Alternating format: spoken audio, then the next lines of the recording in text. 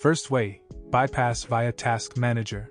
Press Shift F10 to open the command prompt window when you are asked to connect to a network. Type Task Manager and press Enter to open the Task Manager.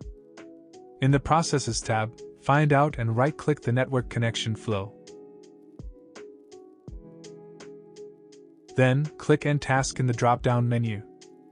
Close the Task Manager and command prompt, then continue to install Windows 11 with local account.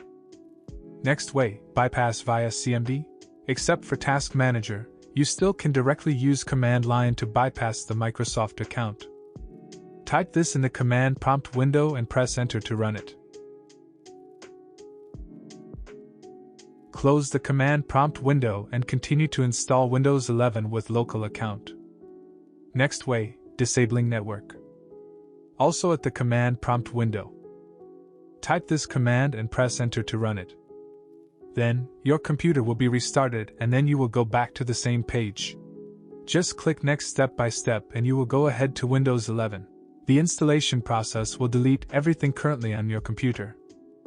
Thus, before installing Windows 11, it's recommended to back up your files if you are sure you want to upgrade. You could consider using this free backup tool AOMI Backupper. It supports all the backup solutions.